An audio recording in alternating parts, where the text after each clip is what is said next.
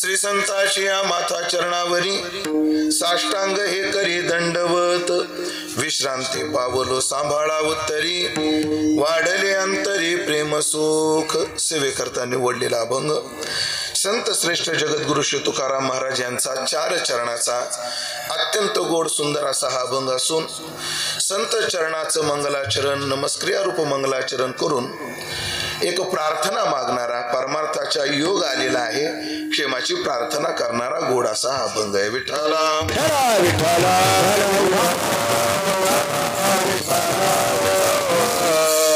उपस्थित सर्व भाविक सज्जन वैष्णव गुणीजन महाराज मंडळी या सर्व महाराज मंडळीच्या पावन उपस्थितीमध्ये पूज्यपाद भाऊंवर निष्ठा असणारी सर्व मंडळी यांच्या पावन सन्निधीमध्ये आपण चिंतन सेवा करतो आहोत आणि या उत्सवाच्या पहिल्या दिवसाची चिंतन सेवा आहे की जो उत्सव पूज्यपाद भाऊंच्याच पुण्यतिथीच्या निमित्ताने आजपासून प्रारंभ होतो आहे.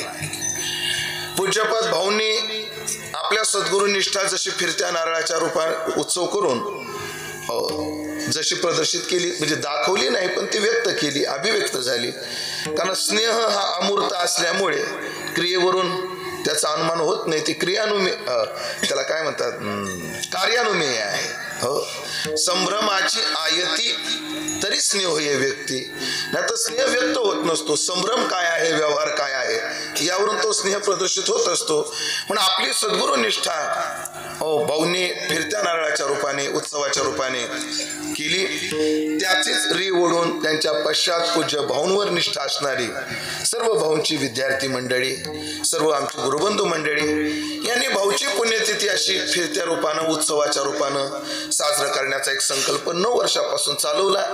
त्यामध्ये या 9व्या वर्षाचा उत्सव करण्याचं सौभाग्य भाऊचं अत्यंत प्रेमाचं असणारं गाव भाऊंविषयी निष्ठा असणारं गाव नगर जिल्ह्यातील अत्यंत सन्मान प्राप्त असणारं आपलं गाव पिंपळगाव उज्जैनी या गावाने यावर्षी ही सेवा स्वीकारली आणि त्या सेवेला अत्यंत मूर्त आणि गोड रूप दिलं. आणि या उत्सवातील पहिल्या दिवसाची सेवा माझ्या वाट्याला सर्वच उत्सव समिती यांच्या माध्यमातून माझ्या संपर्कात आदरणीय धनंजय महाराज असायचे. संपर्कात ते होते आयोजक सर्व मंडळी यांच्या माध्यमातून ही सेवा या दासाला प्राप्त झालेली आहे. तरी ज्ञानोबराय तुकोबराय जशी बुद्धी देतील तसं मी अभंगाचं चिंतन करणार आहे. ही चिंतन सेवा पूर्णत्वाकडे जात असताना पूज्यपाद भाऊंच्या कृपेने कृपांकित असणारी फार थोर मंडळी या ठिकाणी उपस्थित आहेत. ज्यांनी शास्त्र सकळी शास्त्रे स्वयंभे निगती कोम ज्यांचं वक्तृत्व म्हणजे इथं अभिप्राया ते म्हणजे केवळ तुका तरी सहज बोलेवानी त्याच्या घरी वेदांत वाहे पाणी अशा सहज बोलण्यातून सुद्धा वेदांताचे सिद्धांत नृत्य करत प्रसवतात अशी थोर दिग्गज भाऊंची विद्यार्थी मंडळी या ठिकाणी उपस्थित आहेत.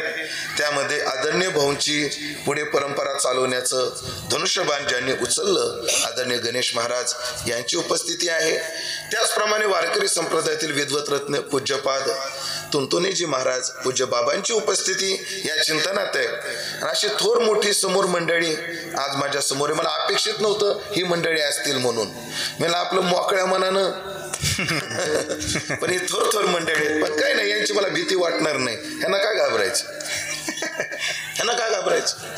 ह्यांना घाबरायसारखं काहीच नाही. का घाबरायचं नाही. कधी भीती वाटली असती मला हे माझ्यापेक्षा भिन्न असतील तर यांचाच मी कृपांकित आहे आणि त्यांचा निरोपचार आणि औपचारिकतेच्या पलीकडचा त्यांचा स्नेहानुबंध माझ्याविषयी आहे. म्हणून लेकरू कधी आईच्या मांडीवर खेळताना घाबरत नाही. म्हणून ते माझ्यापेक्षा ज्येष्ठ आहेत. मग त्यांच्या पुढे मी लढेवाळप्रमाणे मोकळ्या मनाने कीर्तन जसं जमल तसं करणार आहे. कीर्तनात 2च गोष्टी होतील नाही एक तर बरोबर येईल नाही तर चुकल. तिसरं काय होणार आहे. एक तर माझं बोलणं बरोबर येईल किंवा चुका घडतील. तिसरं काय होणार आहे. तिसरं काहीच होणार नाही. आणि माझं बरोबर आलं तरी आज माझा फायदाच आहे आणि चुकलं तरी माझा फायदा आहे. का फायदा आहे? ह्या ज्येष्ठ मंडळीचा माझ्यावर जो स्नेह आहे, मी मगाशी निरुपचार स्नेह आहे, जर माझं बरोबर आलं तर ही मंडळी माझं कौतुक करणार आहेत. पुंसा तरी आपणच पडवीजे आणि पडिये तरी माथा तुकीजे, आणि चुकलं तर कान धरून सांगणार आहेत, हे असं बोलत जाऊ नको, हे बरोबर नाही. त्यातही फायदाच आहे, मग घाबरायचं कशाला? पण दोन्ही अंगाने माझा फायदा आहे. तरी या ज्येष्ठ मंडळी यांच्याविषयी लढीवाळपणाने जरी हे बोलणं असलं तर मर्यादेने पुन्हा त्यांच्याशी विनम्र भाव व्यक्त करतो. अभंगाच्या दृष्टीने चिंतनाचा प्रवास चालू करतो. मंडळी, काही काही व्यक्ती झाल्या नसत्या तर संप्रदायाचं रूप काय असतं अशी जर कल्पना करायची ठरवली तर मी आधी शैक्षणिक क्षेत्राच्या दृष्टीने बोलतो. जर कर्मवीर भाऊराव पाटलासारखी मंडळी जर झाली नसती तर आम्हाला बहुजन समाजातला आयस दिसला नसता. जोग महाराजासारखा महात्मा जर झाला नसता तर बहुजन समाजातला कीर्तनकार दिसला नसता, आणि साखरे महाराज जर झाले नसते तर बहुजन समाजातला विद्वान दिसला नसता. विठ्ठला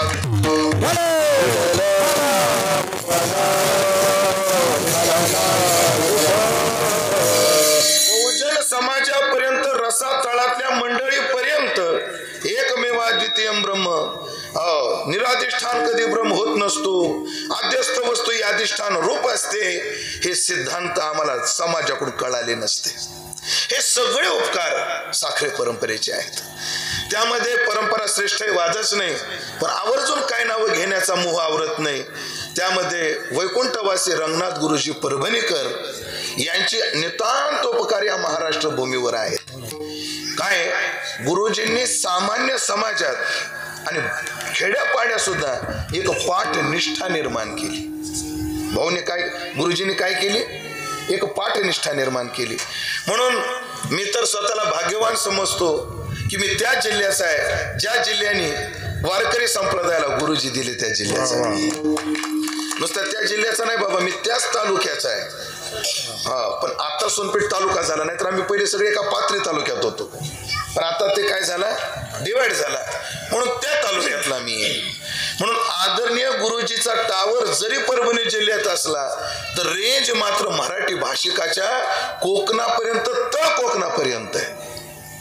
महाराज काय गुरुजीचं कार्य बघा तुम्ही. आमच्या भागामध्ये इरळद नावाचं गाव आहे, मानोदपासून अवघ्या 8-10 किलोमीटरवर आहे महाराज. त्या गावामध्ये गुरुजींचे विश्वनाथ महाराज इरळदकर म्हणून शिष्य होऊन गेले. विश्वनाथ महाराज इरळदकर महाराज, आम्ही लहान होतो, गावात सप्ताह आला की महाराज लोक येताना आम्ही पाहायचो कसे कसे येतात. आणि विश्वनाथ महाराज पोराच्या सायकलवर मागं बसून आलेले असायचे. एवढी एवढी मूर्ती, मळकट कळकट कपडे, मळकट कळकट कपडे, असे उतरायचे ते सायकलवरून. आणि कोणी म्हणजे हे कीर्तनकार आहेत, तर आम्हाला विश्वास बसायचा नाही हे कीर्तनकार आहेत म्हणून. आणि जेव्हा कीर्तनाला उभे राहिले आणि त्या प्रक्रियाबद्ध अभंगाचं चिंतन करू लागले तर चांगल्या चांगल्याला घाम पडत होते. महाराज त्यांनी कायम त्या इरळदमध्ये पाठ चालू ठेवला.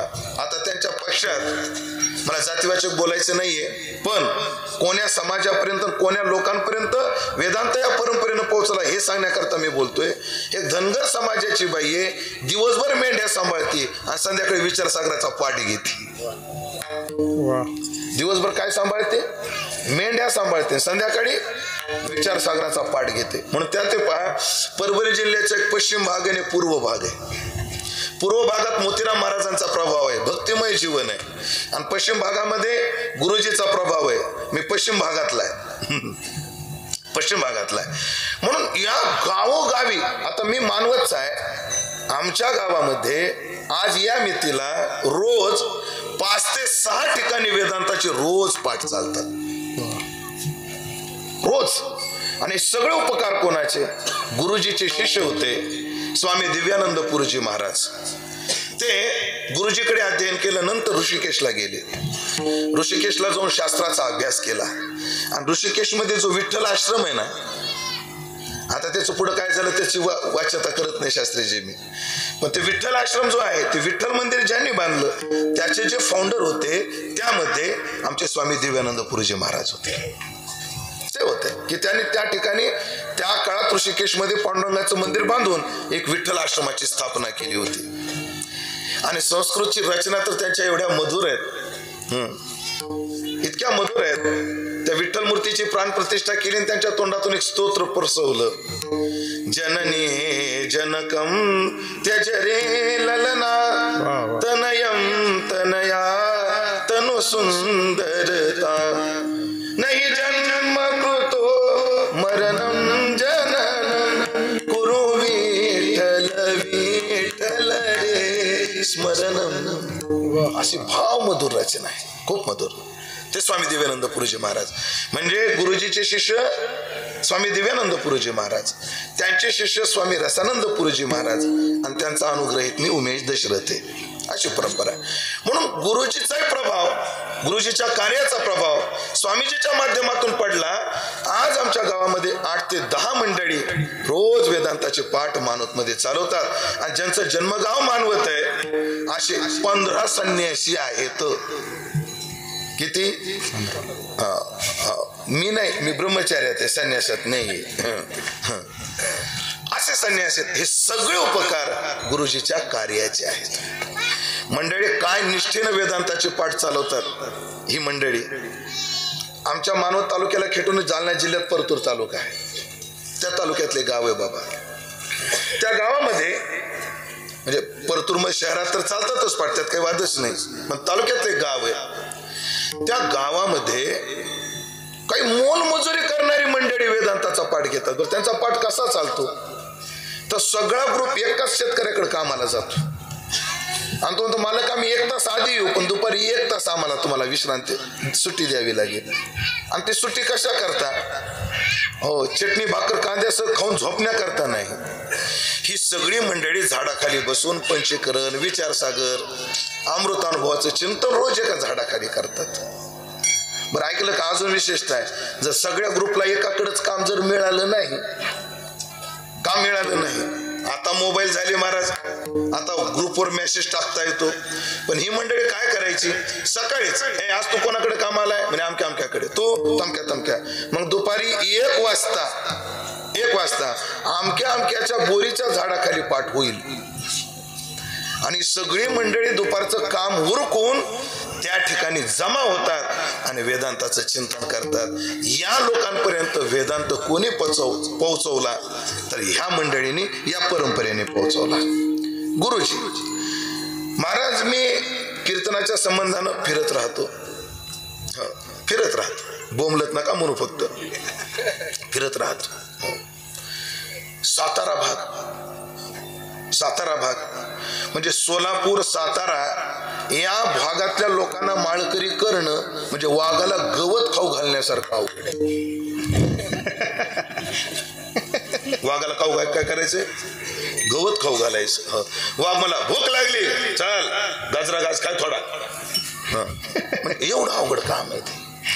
पण तशाही भागामध्ये शेरेकर म्हणून शिर नावाचं गाव आहे, तिथे गुरुजीचे विद्यार्थी तिथं पाठ चालू. गड हिंगलज कर्नाटकाच्या बॉर्डरवर, तिथं गेलो, तिथं गुरुजीचे विद्यार्थी.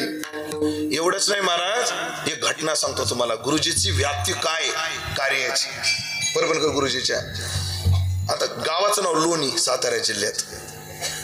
गावाचं नाव काय? लोणी नावाचं गाव.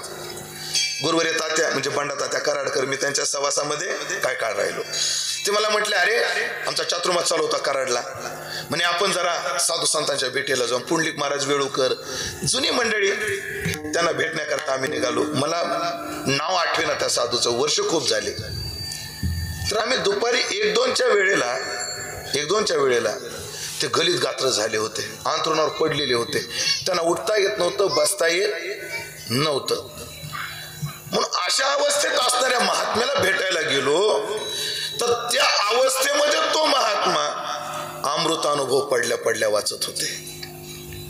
त्या अवस्थेत बाप, या अवस्थेत सुद्धा पुस्तक घेता तुम्ही, आम्हाला तर काहीच रगडलेलं नाही, आपलं काही झालेलं नाही, तरी सुद्धा आमची प्रवृत्ती होत नाही या शास्त्र चिंतनामध्ये. पण अशाही अवस्थेत तात्या मला म्हटले, अरे रंगनाथ गुरुजीचे उपकार आहेत, ते गुरुजीचे उपकार आहेत. गुरुजींना अशा रसा तळापर्यंत कार्याचा डंका पिटवला मंडळी. आणि बोलू, गुरुजी नंतर हे कार्य या उंचीने ज्यांनी टिकवलं त्यांचं नाव म्हणजे वैकुंठवासी ब्रह्मलीन हरिभाऊ महाराज पाटील, अर्थात वैकुंठवासी भाऊ. भाऊंच्या सुद्धा शिष्यांची व्याप्ती. हो भाऊंच्या. एक राहिला भाग आपला बागलान तात्या, लक्ष्मण तात्या. हो लक्ष्मण तात्या महाराज. लक्ष्मण तात्या एवढे विद्वान होते म्हणतात, एवढे अभ्यासपूर्ण होते, तर महाराष्ट्रातले काही कीर्तनकार त्यांच्याजवळ महिना जाऊन अभ्यास करायचे. जगन्नाथ अण्णासारखी मंडळी असे होते तात्या. तात्यांच्या खूप काही आठवणी आता पुढच्या वर्षी तुम्हाला ते ऐकायला भेटतील, कारण पुढच्या वर्षी हा उत्सव मला वाटतं बरोबर आहे ना, त्या भागामध्ये हा उत्सव जाणार आहे. पुढच्या वर्षी तुम्हाला लक्ष्मण तात्या ऐकायला भेटतील. महाराज खरं सांगा तो भाग किती दुर्गम आहे, किती दुर्गम आहे. मला वाटतं गणेश महाराज शास्त्री महाराज तिथं जाऊन आलेले असते. बागलान म्हणतात त्याला. हो असा भाग आहे की त्या भागामध्ये अजून सुद्धा लोकांना मराठी कीर्तन लवकर कळत नाही. त्याच्या पुढच्या भागामध्ये हो नाही बाबा कळतात बरं, नाही ते तिथे क्लिप गेली तर ते मला मारा येते. पण त्या पुढचा भाग जो आहे ना, सीमावर्ती जो भाग आहे महाराज, अजून तिथे तेवढे संस्कार नाहीत. पण तिथं सुद्धा कार्य कोणाचं, गुरुजीचं. आणि गुरुजीचं जसं कार्य तसं भाऊंचं कार्य तिथपर्यंत आहे. बरं भाऊंचं कार्य कोण्या स्तरापर्यंत गेलं, कोणतंही क्षेत्र घ्या त्या क्षेत्रातले गुरु भाऊचे विद्यार्थी आहेतच. कोणत्या क्षेत्रात, वैद्यकीय क्षेत्रात किती डॉक्टर दाखवू भाऊचे शिष्य, किती दाखवू. वैद्यकीय क्षेत्रात आहेत, राजकीय क्षेत्रात आहेत, शैक्षणिक क्षेत्रात आहेत. हो पहिलवानाच्या क्षेत्रात सुद्धा किती विद्यार्थी. इथं कशाला सांगायचे. या ठिकाणी सगळी पहिलवान मंडळी. पण सगळ्यांना परमार्थ रथ बनवलं. असं गोड कार्य करत करत भाऊंच्या बद्दल मी पुढे अभंगातही काही विचार मांडणार आहे जे मला अवगत झाले तेवढे. पण असा प्रचार प्रसार केलेला परंपरा ही परंपरा आहे. तुकोबरा ज्ञानोबराच्या वचनात सांगायचं ठरलं, गावा आत बाहेर हिंडे आडी ऐसे जागविले एक दोन जन, ऐसे जागविले अवघे जन. अमृत अनुभवाचा पाठ चालू होता पंढरपुरात आणि ओवी आली, कैवल्य कनकाची आदाना जो न कडसे थोरासाना दृष्ट्याच्या दर्शना पाढावो जो, ही ओवी आली. आणि कैवल्य कनकाचं दान करण्यामध्ये थोर सान महात्मा पाहत नाही, थोरही पाहत नाही, सानही पाहत नाही. वय आवच्छेदकानं आपल्याला घेता येईल, थोरही पाहत नाही तर लहानही पाहत नाही, वय आवच्छेदकानं घेतलं तर. पण मी सहज शंका विचारली चैतन्य महाराजाकडे, आम्ही ते चिंतन केलं, मगाशी आपली चर्चा झाली तशी. तर मी म्हणलं थोर साना जसं वय आवच्छेदक आहे तसं अधिकार आवच्छेदकानं घेतलं तर. मग थोर सान कोणी पाहत नाही, लहान मोठा पाहत नाही, मग संत का अनाधिकार्यालाही मोक्ष देतात काय? आणि अनाधिकार्याला तो मिळेल कसा, मिळाला तर ती स्थिती होईल कशी, झाली तरी त्या मोक्षाची किंमत राहील काय? तेव्हा सहज कायमची शंका आहे आपली ती, आणि त्याचं उत्तरही आपल्याकडे दिलं जातं. काय करतात संत, अधिकारी असला की लगेच देतात, अनाधिकार्याला मोक्ष देतात, पण आधी त्याचा अधिकार तयार करून घेतात. आणि ही गोष्ट एवढी युगपत घडते, एवढ्या कमी काळात घडते. कदाचित काना वचनाचे आपलं त्यांच्या कृपेचा प्रेशर असा असतो, कदाचित पुढचा कसाही असो, त्याच्या एका वाक्याने. म्हणून वैकुंठवासी विठ्ठल बाबा घुले एक वाक्य सांगायचे. महावाक्य काय, आपल्याकडे वाक्य दोन आहेत, एक अवांतर वाक्य आणि एक महावाक्य. त्याची व्याख्या आपण काय करतो, जिथे जीव आणि शिवाच्या स्वरूपाचा विचार, रूपाचा विचार केला जातो ते अवांतर वाक्य. जिथे जीव शिवाच्या ऐक्याचा विचार केला जातो ते काय आहे, महावाक्य. वैकुंठ आणि ते चार वेदाचे चार महावाक्य आपल्याकडे प्रसिद्ध सुद्धा आहेत. घुले बाबा एक महावाक्याची व्याख्या लई गोड करायची, विठ्ठल बाबा घुले. बाबा म्हणायचे महावाक्य म्हणजे काय बाबा, जीवशिवाचं ऐक्य प्रतिपादन करणाऱ्या वाक्यांना महावाक्य म्हणतात, ठीकच आहे. पण ते म्हणायचे ज्या वाक्याने अंतःकरणावर इष्ट परिणाम होतो ना बुवा, ते महावाक्य आहे. अंतःकरणावर परिणाम झाला पाहिजे, तो कसा झाला पाहिजे, इष्ट म्हणजे शास्त्र इष्ट, शास्त्राला अपेक्षित असणारा. ते म्हणायचे कुरकोट स्वामीच्या आश्रमात पुंडलिकराय गेले आणि त्या मलिन झालेल्या स्त्रिया जेव्हा स्वच्छ होऊन निघाल्या तेव्हा पुंडलिकरायाने विचारलं तुम्ही कोण आहात? त्याने जेव्हा आम्ही तीर्थ आहोत हा परिचय दिला. तुमचं मालिन्य आणि आताचं तेज याची संगती काय, ही जेव्हा पुंडलिकरायाने विचारली तेव्हा त्या म्हटल्या अरे तुझ्यासारखे पापी आमच्यात येतात पण आम्ही मलिन होतो, आणि अशा सत्पुरुषांचं दर्शन घेऊन आम्ही पुनीत होतो. हे वाक्य त्यांनी वापरलं आणि या वाक्याने अंतःकरणावर परिणाम झाला. बुवा पुंडलिकरायाच्या दृष्टीने ते सुद्धा महावाक्याच आहे म्हणे. बुवा असा अर्थ करायचे. हो, तात्पर्य मंडळी, साधू अनाधिकार्याला सुद्धा त्याचा अधिकार सिद्ध करून मोक्षाच्या उंचीपर्यंत नेतात. असे साधू गावा आत बाहेर हिंडे आडी, देव देवीची केली चिपोळी, ऐसे जागविले अवघे जन. असं ज्यांनी जागरण केलं, या विचाराचं जागरण महाराष्ट्र भूमीमध्ये केलं, अशा अर्वाचीन काळातील थोर महनीय पुरुष म्हणजे वैकुंठवासी भाऊ आहेत. आणि भाऊचं 90 पुण्यस्मरण एवढ्या गोड पद्धतीने या ठिकाणी आयोजित होतंय. अगदी पहिल्या दिवसाची सेवा आहे. आदरणीय महाराज मंडळींनी, संयोजक समितीने माझ्याकडे सेवा दिली. काय हरकत नाही. पहिल्या दिवसाचा शेवटच्या कीर्तनातलाही फरक नसतो. काही जमेच्या बाजू असतात आणि काही वजेच्या बाजू असतात. फरक काय असतो पहिल्या शेवटच्या कीर्तनात? मी माझ्या बुद्धीने सांगतो. शेवटच्या कीर्तनाला समाज चांगला असतो, पण पकवाजाची शाई पडलेली आहे. पहिल्या दिवसाचा फायदा काय असतो? समाज असं नका कमी, पण पकवाजाची शाई टणटण असते बघा, असा फायदा असतो त्याचा. आणि असं जर पहिल्या दिवसाची सेवा दिली, योजना योग्य केली, गावकरी हुशार आहेत, संयोजक हुशार आहेत, त्यांना माहिती पाया जर भक्कम असला तो बिल्डिंग चांगली राहते.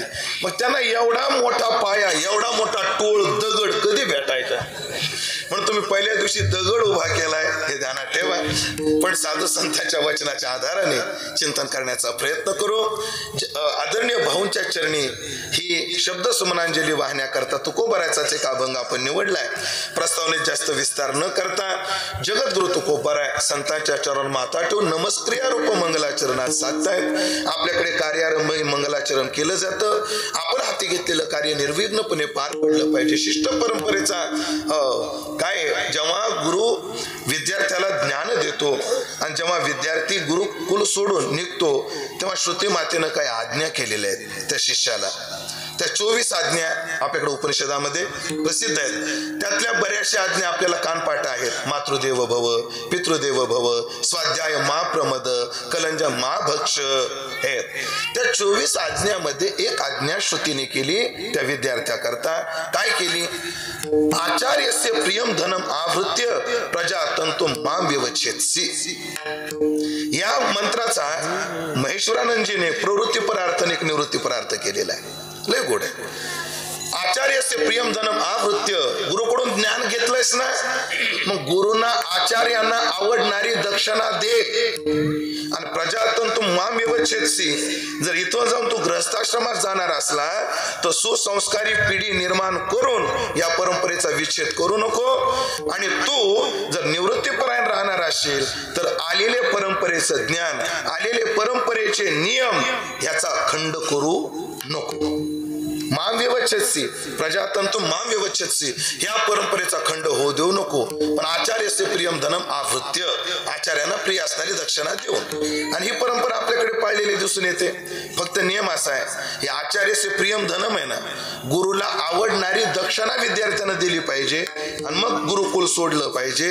याच्यासाठी कलियुग अपवाद आहे. कलियुग अपवाद आहे. कृतयुगामध्ये आपण त्या कौत्स्याची कथा सांगतो पहा. कौत्स्याने वरतंतु ऋषीला त्यांची आवडणारी दक्षिणा विचारलेली. त्रेतायुगामध्ये मला स्पष्ट माहित नाही, असा प्रबल पुरावा मला ग्रंथातल्या कथेचा परंपरेनं नाहीये, पण कदाचित रामप्रभूने वशिष्ठांना आवडणारी दक्षिणा नक्कीच दिली असेल.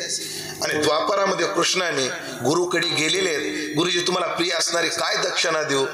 तेव्हा संदीपन ऋषीने सांगितलं, तुम्ही माझ्याकडे अध्ययनाला आले हीच दक्षिणा आहे, आणि जर पाहिजेच असतं तर गुरुमातीला विचार. आणि मृत गुरुपुत्र आणून दिला. ही कथा आपल्याकडे आहे.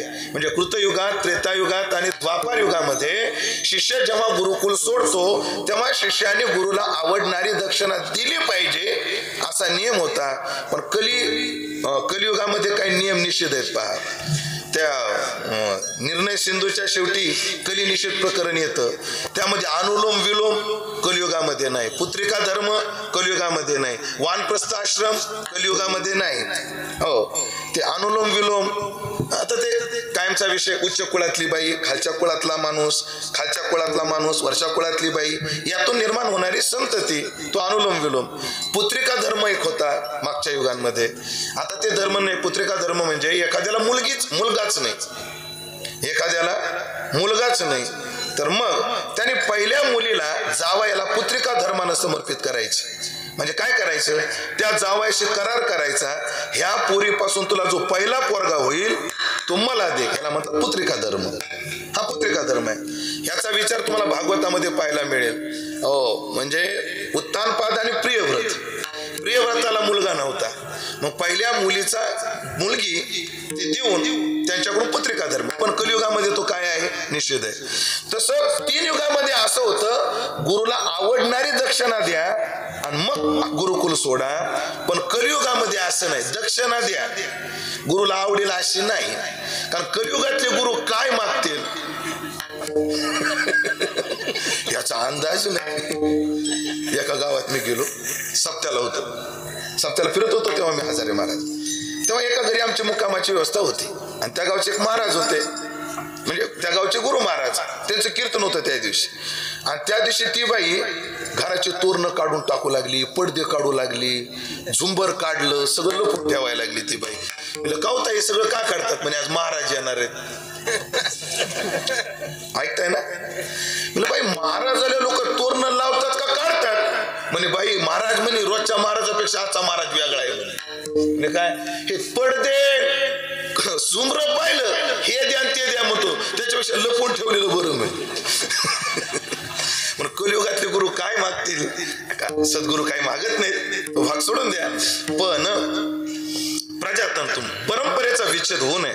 आपली पूर्वपार परंपरा चालत आलेली की मंगलाचरण केलं पाहिजे, त्याला अनुलक्षून मंगलाचरण केलं जातं. मंगल आचरण मग देवाचं द्वैत्याचं मत आहे. मग द्वैती मतात तो श्लोक प्रसिद्ध आहे, पहा.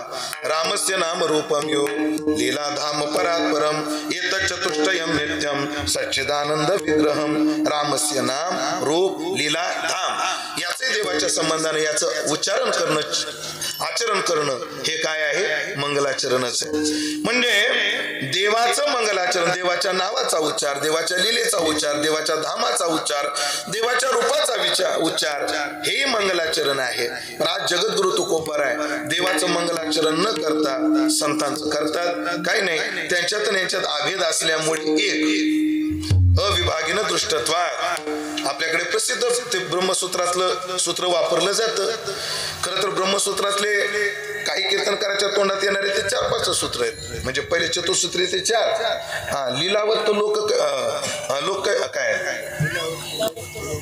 लोक कैवल्यम एक सूत्र आपल्याकडे वापरलं जातं. संकल्पाते व श्रुते हे एक प्रसिद्ध आहे. आणि अविभागीने दृष्टत्वात हे एक सूत्र प्रसिद्ध आहे. म्हणजे टिपण्या महाराजाला सुद्धा या 4 सूत्रांना वजन पाडता येतं माझ्यासारख्या. माझं काही ब्रह्मसूत्र झालेलं नाही, म्हणजे थोडा मोठ्याच्या मुखातून ऐकलेलं तेवढ्या मी वजन पाडित असतो. आज का कबूल केलं ते काय, कस्तुरे शास्त्री होते आपल्याकडे, एक विनोदानं श्लोक म्हणायचे, यत्र वैदिकाः तत्र पंडिताः. ज्याला आपलं वजन टिकून ठेवायचं म्हणजे समाजात, त्याला काय करावं. जिथं वैदिक आहे, वैदिक वेगळा आणि पंडित वेगळा. वैदिक कोण की ज्याला वेद कंठस्थ आहे, आणि पंडित कोण ज्याला वेदाचा भाषासह अर्थ म्हणजे सगळ्या टीकेसह अर्थ ज्याला माहिती आहे. पंडिताला अर्थ माहित असतो, वैदिकाला फक्त पाठांतर असतं. यत्र वैदिकाः, जिथं वैदिक आहे तिथं म्हणत जावं मी पंडित आहे. यत्र वैदिकाः तत्र पंडिताः, यत्र पंडिताः, जिथं पंडित आहे तत्र वैदिकाः, तिथं मी वैदिक आहे असं म्हणत जावं. यत्र चोभयम यत्र नो भयम, जिथं वैदिकही नाही पंडितही नाही तिथं म्हणत जावं तत्र चोभयम, मी वैदिक पण आहे पंडित पण आहे म्हणत जावं. पण यत्र चोभयम, जिथं वैदिक आणि पंडित आहे तिथं शहाण्या माणसं तत्र नो भयम, मी वैदिकही नाही पंडितही नाही कबूल करावं म्हणले. ते कस्तुरी शास्त्रीचा विनोदान हा श्लोक ते सांगायचे म्हणतात. असो म्हणजे या मंडळीत नाही, आपलं ब्रह्मसूत्र काही पूर्ण झालेलं नाही.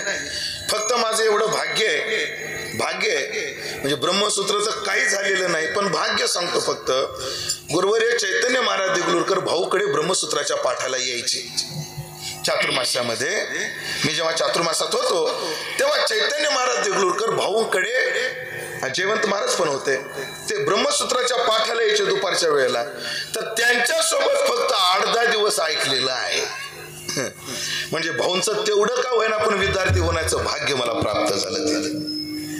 असो अविभागीन दृष्टत्वात असं दिसून येतं त्याच्यात त्या महात्म्यामध्ये अविभाग आहे, म्हणजे विभाग नाही. दृष्टत्वात कशावरून दिसतं तिने सांगितलं, श्रुती वचनावरून दिसतं. श्रुती माता म्हणते ब्रह्मवेद ब्रह्मैव भवते, ब्रह्म जाणणारा ब्रह्मच होतो, ब्रह्म जाणणारा ब्रह्मरूप आहे. संत वाङ्मय सुद्धा देवते संत देवते संत निमित्त त्या प्रतिमा, म्हणजे प्रमाणावरून दिसतं. त्यानंतर युक्तीवरूनही दिसतं. युक्ती दिली ज्ञानोबरायांनी, मूळ सिंचन सहजे शाखा पल्लव संतोषती, मायवने धाल्या धाय गर्भ आवंतने न पाहे, तैसे पूजिता वैष्णव सुखे संतोषतो देव. अशा युक्त्या सुद्धा दिलेल्या आहेत. म्हणजे जसा देव मंगल स्वरूप आहे तसे संत सुद्धा मंगल स्वरूप आहेत. आणि म्हणून जगद्गुरु तुकोबाराय आज मंगल स्वरूप संतांना नमस्कार न करता त्या मंगलाचरणाचे 3 प्रकार आपल्याला सगळ्यांना प्रसिद्ध आहेत. त्यामध्ये नमस्क्रिया रूप मंगल आणि आशीर्वाद रूप मंगल उभय मंगल आज या अभंगातून आपल्याला दिसून येतं. सांभाळा उत्तरी इतर आशीर्वाद मंगलाचरणाचा विचार करता येतो आणि माता चरणावर इथं नमस्क्रिया रूप मंगलाचा विचार आपल्याला करता येतो. चला श्री शब्दाला जर धरलं तर वस्तू निर्देश रूप सुद्धा मंगलाचरण आपल्याला पाहता येतं. तिन्ही मंगलाचरणाची संगती आपल्याला अभंगात नक्कीच लावता येते. दास जसं जमल तसं लावील, पण आज देवाचं मंगलाचरण न करता जगद्गुरु तुकोबाराय मंगलाचरणाला प्रवृत्त झाले आणि काय म्हणाले, श्री संतांची माता चरणावरी, श्री संतांची माता चरणावरी,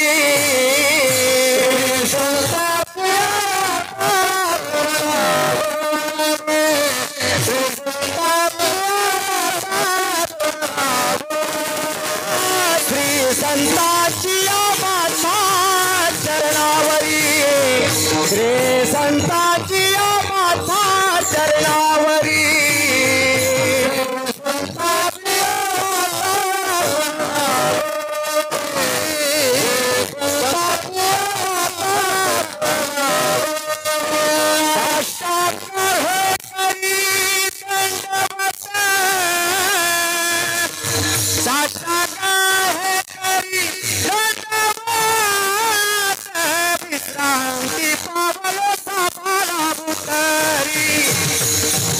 शांती पावलो साभाळा तरी,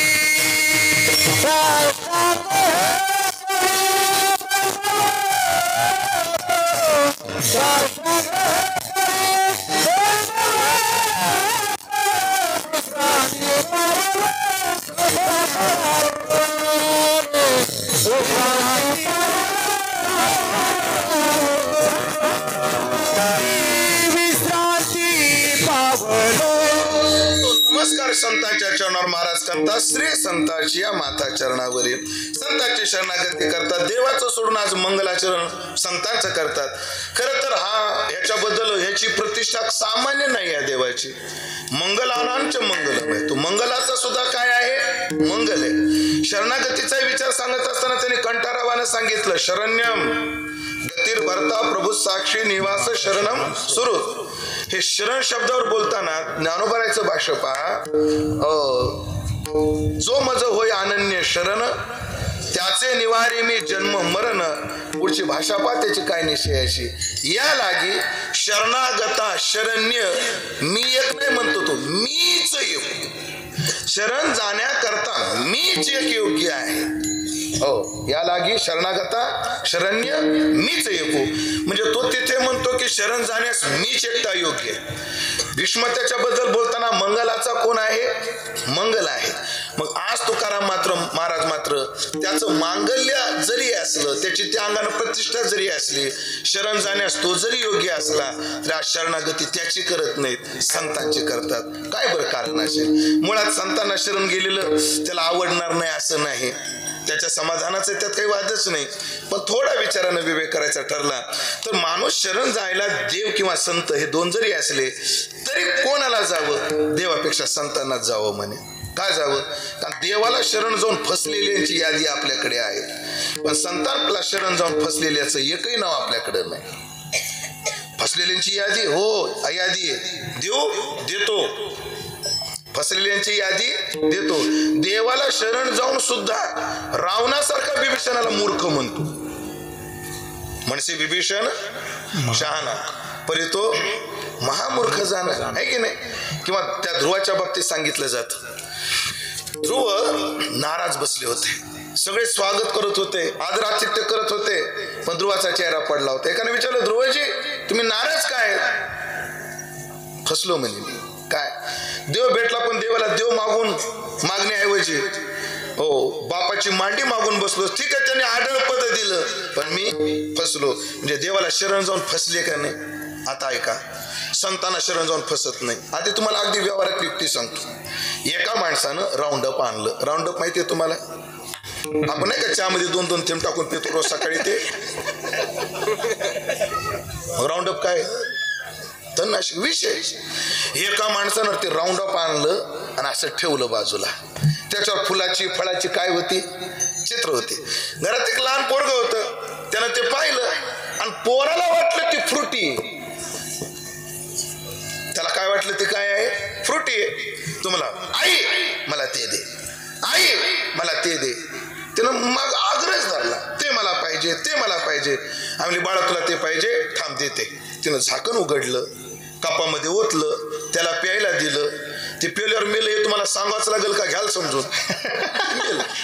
बाप बाहेरून आला, पोरग मेलेलं दिसलं. बापानं विचारलं काय कसं काय मेलं. हे पेलं हे मेलं. म्हणजे त्याला हे कोणी दिलं. म्हणे मी दिलं. म्हणे अक्कल आहे का तुला, तू का दिलं. त्यानं मागितलं मी दिलं. नवरा म्हणला अगं त्यानं मागितलं ते लेकरूच आहे, पण तुला अक्कल पाहिजे होती ना, काय द्यावं. ध्रुव बाळ आहे, त्याला कळत नाही काय मागावं. ह्याला नव्हती का अक्कल काय द्यावं. विठाला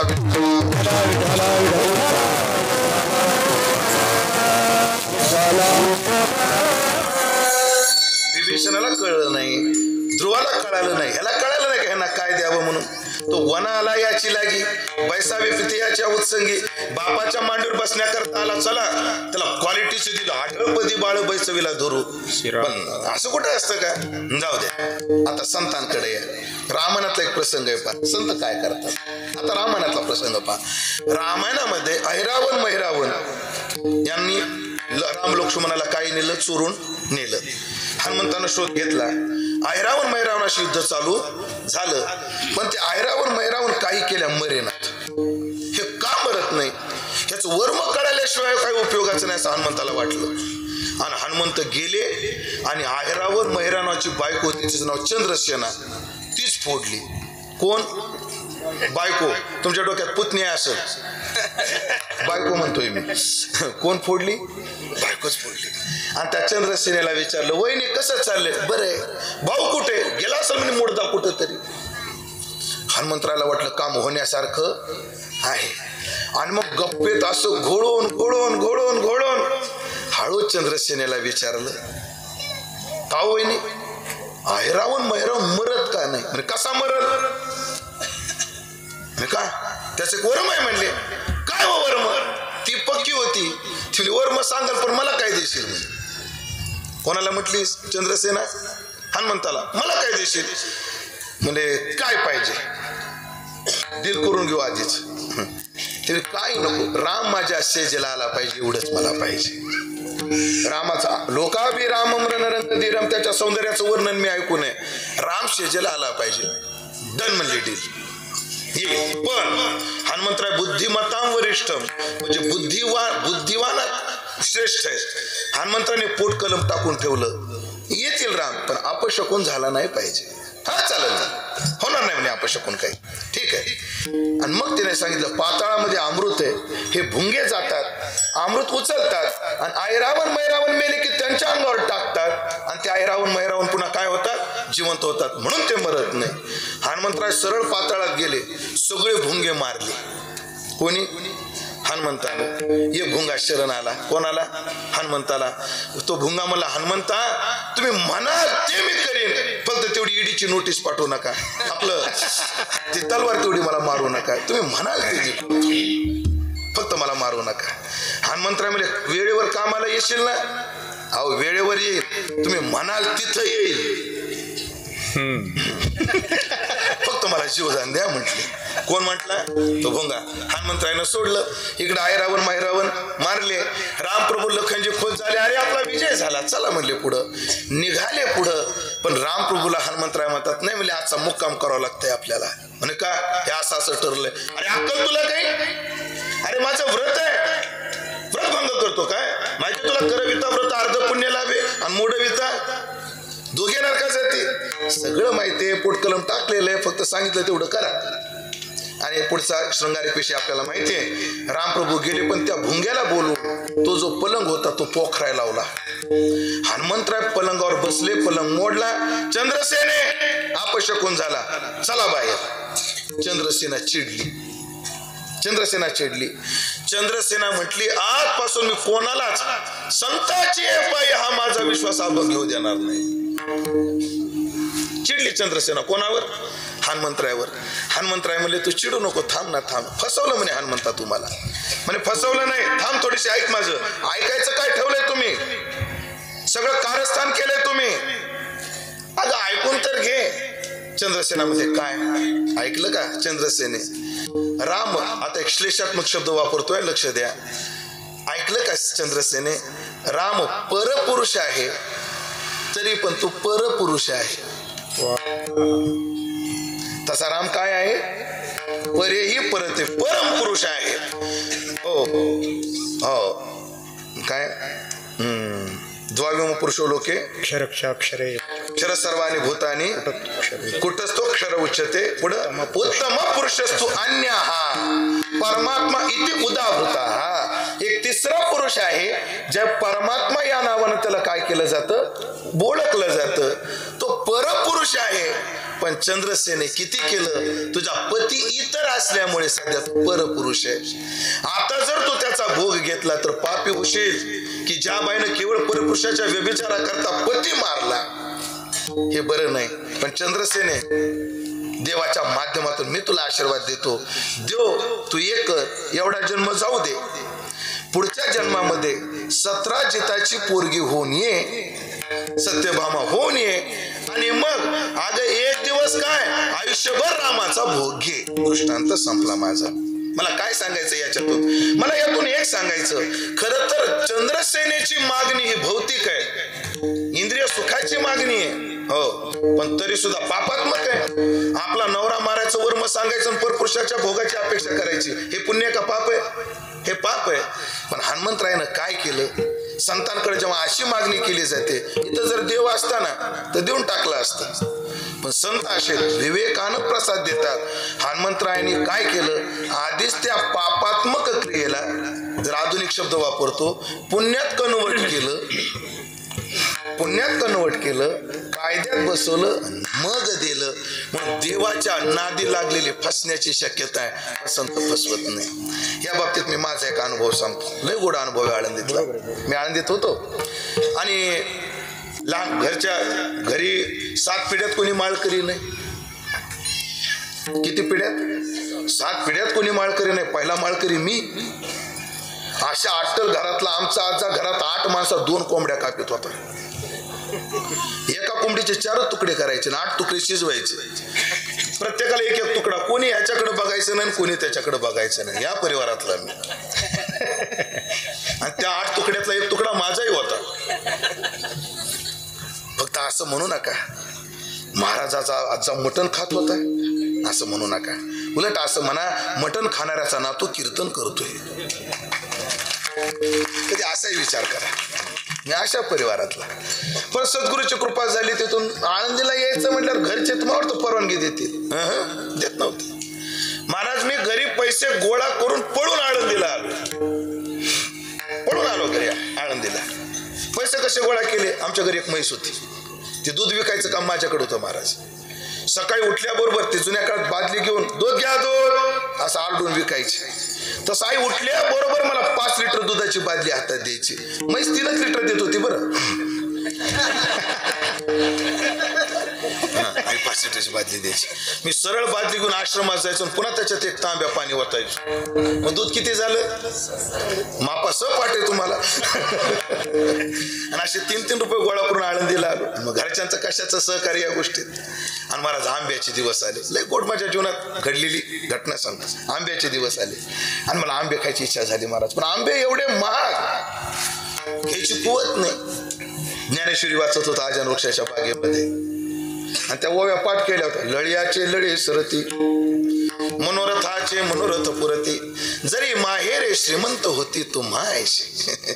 तुम्हायशे माहेरे होती तर लढ्याचे लढे मनोरथाचे मनोरथ पुरतात. वाटायचं आंबे खायला भेटावं. असे 2-4 दिवस गेले शास्त्रीचे. एके दिवशी दुपारच्या वेळेला मी ज्ञानेश्वरीचं पारायण करत होतो आजन वृक्षात. पाठीमागून एक बाई आली आणि तिने मला असं केलं. म्हटलं का होताई? म्हणजे महाराज तुम्ही आळंदीत राहता का? हो. इथेच असता? हो. अहो मी ज्ञानोबारायला वाहिल्याशिवाय कधी आंबे खात नाही हो. आणि गर्दी खूप आहे, पोराला वेळ नाही. एवढे आंबे ज्ञानोबाराजवळ ठेवाल का? पुढीच पिकली आपली आणि त्यात हापूस 11 आंबे. आणि मग माझ्या मनात पाप आलं. काय आलं? जे आता तुमच्या मनात आलं तेच आलं. ज्ञानोबा आपलेच आहे, काय हरकत आहे. मी बोला ते बाई कधी मंदिराच्या बाहेर जातील, पहिला आंबा फोडून खातो. आता लहान बुद्धी. आता तुम्ही आळंदीला जे गेले त्यांना लक्षात येईल. मी बसलोय गणेश महाराज आजन वृक्षाच्या बागेत. ती बाई सुवर्ण पिंपळापर्यंत गेली आणि सुवर्ण पिंपळापर्यंत गेली पुन्हा वापस फिरली. तुला सक्रात फिरली काय की आता आंब्यावर बसते ती सक्रात आपलं. सगळे मनोरथाचा मनोरमा मी उभा केलेला त्या आंब्याच्या भोवती. ती बाई जाईपर्यंत ती परत आली. मला वाटलं आता संपलं, ही आंबे घेते की काय. महाराज ती तिथं गेली. आता पुढे ऐकण्यासारखं आहे. परत आली आणि आल्यानंतर मला म्हटली महाराज ज्ञानोबाराला एकच ठेवा, 10 तुम्ही खाल्ले तरी चालेल. आता पहा संत कसे असतात पहा. ही नाही म्हटली, ही ठेव म्हणजे ही जी म्हटली आता मी तेच करणार होतो. ही बाई परत यायची, हिला काही काम नव्हतं. ही परत येऊन जे बोलली तेच मी करणार होतो. फक्त फरक एक आहे, ती एक ठेवा म्हणली होती, मी ठेवला तर ठेवला असता. एवढा फरक होता. म्हणजे काय झालं, पण ती जर म्हटली नसती तेव्हा मी तेच करणार होतो आणि ती म्हणल्यानंतर मी तेच केलं. पण फरक खूप आहे. आधी जर आंबे खाल्ले असते तर तिच्या विश्वासघाताचं पाप मला मिळालं असतं. पण ज्ञानोबारायने ती बाई आजन वृक्षाच्या बागेपासून सुवर्ण पिंपळापर्यंत जाईपर्यंत ते पापात्मक आंबे पुण्यात कन्वर्ट केले आणि मग मला खायला दिले. असे संत असतात. ह्या विवेकातून संत कृपा करतात. पण आज देवाला डावलून शरणागती कोणाची आहे? संतांची आहे. आणि देवापेक्षाही संत अधिकच आहेत आपण काय विचारात घेत असतो. म्हणून संतांना नमस्कार आहे. पण कोण्या संतांना? कोण्याही नाही. हो, कोण्याही नाही. माणसाकडून 2 चुका घडतात मंडळी. काय चुका घडतात? खऱ्या संताला न ओळखण्याची आणि मूर्खाला संत म्हणण्याची. ह्या 2 चुका आहेत. खऱ्या संताला ओळखत नाही आणि मूर्खाला संत म्हणल्याशिवाय राहत नाही. तापत्र यतापती गुरु ते घेऊशी ते पुढं काय भगवे देव कोणी म्हणते तारा स्वामी. इथं काय नको त्याला संत म्हटलेलं आहे ना. आणि तुका म्हणे तोची संत सोशी जगाचे आघात. जग आघात करतो. इथं खऱ्या संताला न ओळखण्याचं लक्षण आहे. 2 चुका आहेत. पण ऐकलं काय, आपल्याकडे बोलण्याची पद्धत ही चूक आहे आणि घोड चूक आहे. शब्द आहे की नाही? चूक आणि घोड चूक. चूक आणि घोड चूक. खऱ्या संताला संत न म्हणणं ही चूक आहे. पण मूर्खाला संत म्हणणं ही घोड चूक आहे. फरक देऊ दोघातला. विवेक सांगतो दोघातला. राजा परीक्षिती खऱ्या संताला संत म्हणत नाही. साधू समाधीस्त आहेत आणि ढोंग करतो म्हणतोय. म्हणजे परीक्षिती खऱ्या संताला संत म्हणत नाही. म्हणजे संताला भोंदू म्हणतोय परीक्षिती.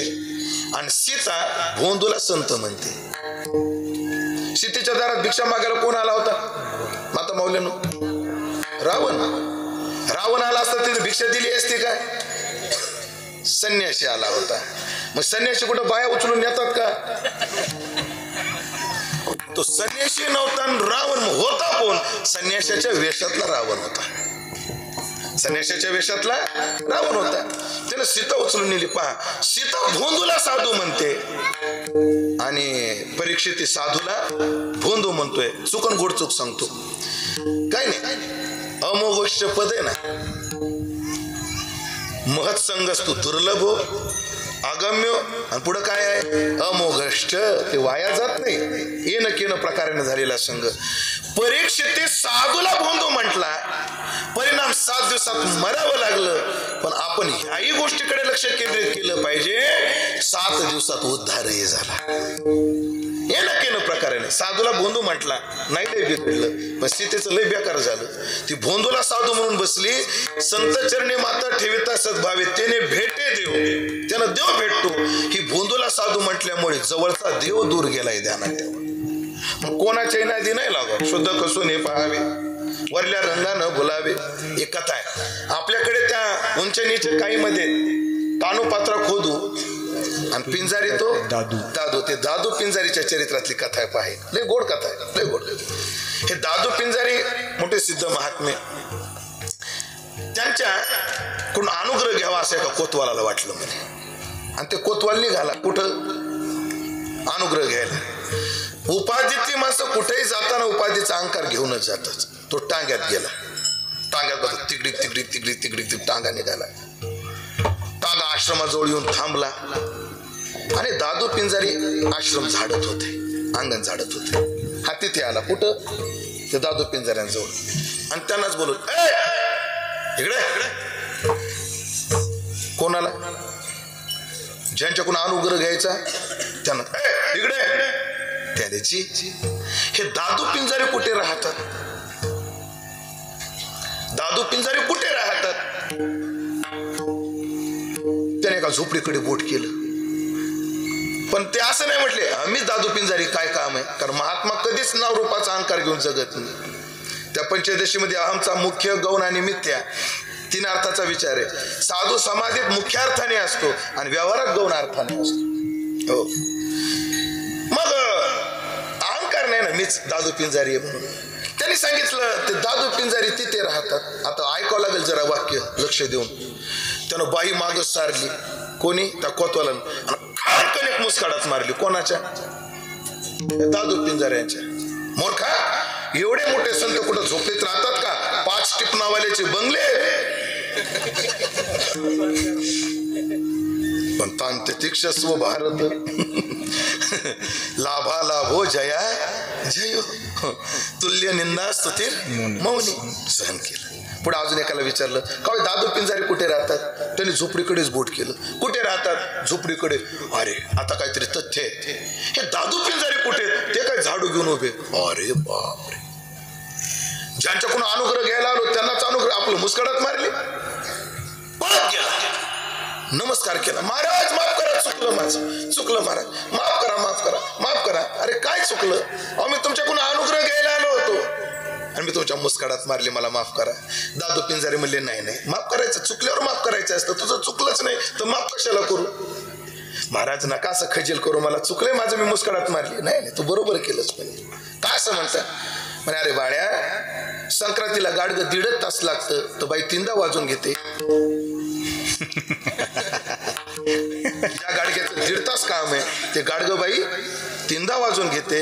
मग ज्याच्या चरणावर आपल्याला जीवन अर्पण करायचंय, मग असा गुरु वाजून घ्यायला नको का? गुरु असाच वाजून घेतला पाहिजे असा अर्थ करू नका, पण समजावून घेतला पाहिजे. ध्यानात ठेव. कोणी संतांचे नाही, श्री संतांची. श्री शब्दाचा अर्थ काय? संत आहेत पण कोणते? श्री संत आहेत. श्री शब्दाचा अर्थ काय? शब्दकोशात खूप अर्थ श्रीचे केलेले. आपल्याकडे पंचदशीवर जी रामकृष्ण टीका आहे, हो, नम श्री शंकरानंद गुरुपादांबु जन्मने सविलास महामोह ग्राह ग्रासैक कर्मने. तिथं श्री नम श्री शंकरानंद, श्री शंकरानंद केले ना. त्या श्रीवर भाष्य रामकृष्ण टीकेमध्ये जे आले तिथं श्री शब्दाचे त्याने 2 अर्थ केलेत, ऐश्वर्य आणि भूती. भूती म्हणजे वैभव आणि ऐश्वर्य, हे 2 अर्थ केले. पण मला आज भाऊच्या संबंधानं काही अर्थ करायचे आहेत. म्हणून अजून एका कोशामध्ये श्री शब्दाचे बरेच अर्थ आहेत, पण मी त्यातले 4 घेतो जे मला झेपतात ते. त्याने श्री शब्दाचा अर्थ केलाय सौंदर्य. श्री शब्दाचा अर्थ काय आहे? सौंदर्य. श्री शब्दाचा अर्थ केलाय ऐश्वर्य. श्री शब्दाचा अर्थ आहे लक्ष्मी. आणि श्री शब्दाचा अर्थ आहे विद्या. सरस्वती, विद्या, ज्ञान या अर्थानं.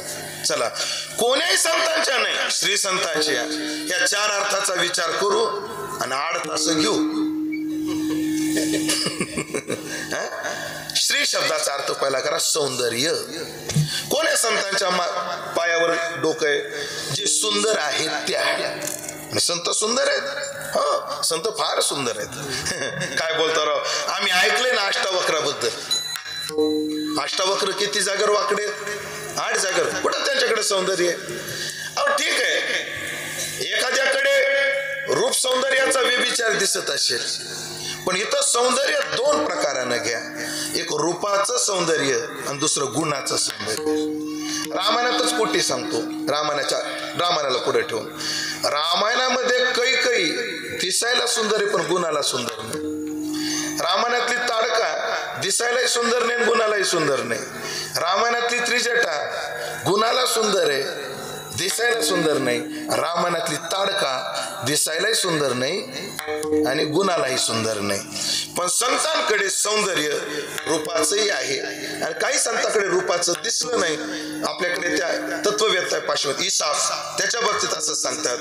हो, इसाफ असतील, त्यानंतर अष्टावक्र असतील, त्यानंतर कुर्मदास आहेत, त्यांना हातपायच नाहीयेत.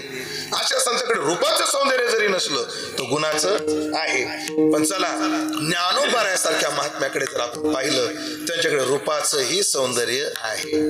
सगळ्यांना प्रसिद्ध वचन आहे, सर्वांना प्रसिद्ध वचन.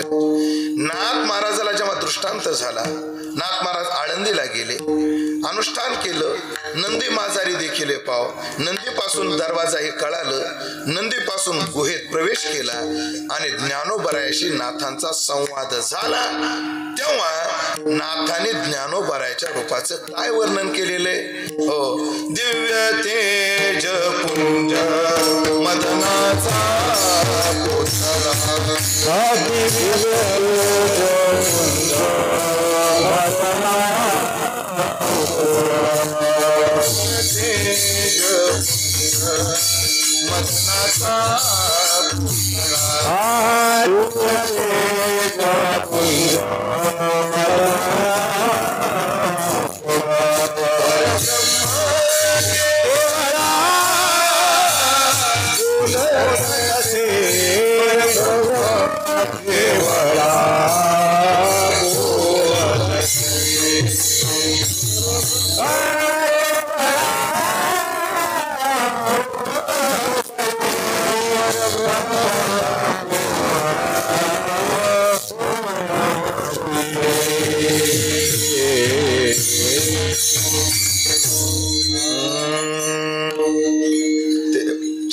आवाज वाढव फक्त चॅटीचा.